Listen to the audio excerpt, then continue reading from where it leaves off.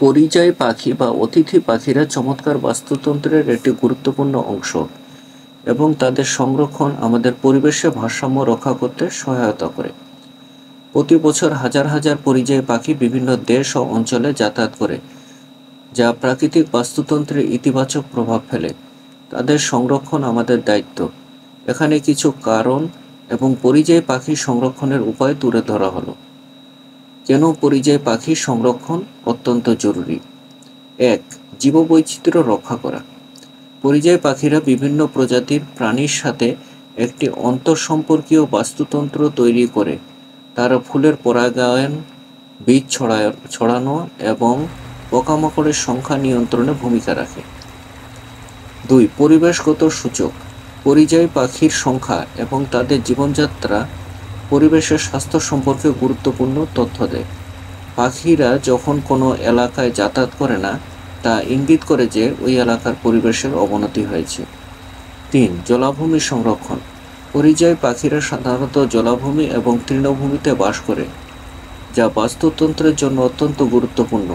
পাখি সংরক্ষণ করতে হলে জলাভূমিগুলোকেও সংরক্ষণ করতে হবে। ৪. পর্যটন ও অর্থনীতি।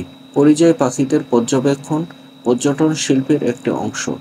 অনেক পর্যটক পাখি দেখতে আসেন, যা স্থানীয় অর্থনীতিকে সমৃদ্ধ করে।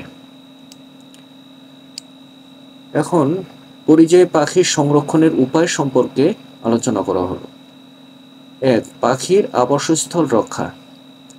পরিযায়ী পাখিদের নিরাপদ আশ্রয়ের জন্য তাদের আবাসস্থল যেমন জলাভূমি, বনভূমি এবং উন্মুক্ত তৃণভূমি সংরক্ষণ করতে হবে। অবকাঠামোগত উন্নয়ন এবং শিল্পায়নের কারণে এগুলো ধ্বংস হচ্ছে, যা বন্ধ করতে হবে। দূষণ প্রতিরোধ। জলাশয় ও পরিবেশ দূষণ পরিযায়ী পাখিদের জন্য বড় হুমকি। নদী, জলাভূমি এবং অন্যান্য প্রাকৃতিক স্থানে রাসায়নিক ও প্লাস্টিক দূষণ বন্ধ করতে হবে। ৩. পাখি শিকার নিষিদ্ধ করা।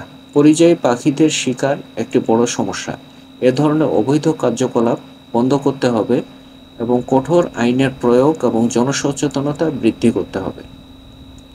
৪. অভিযোজনযোগ্য প্রকল্প।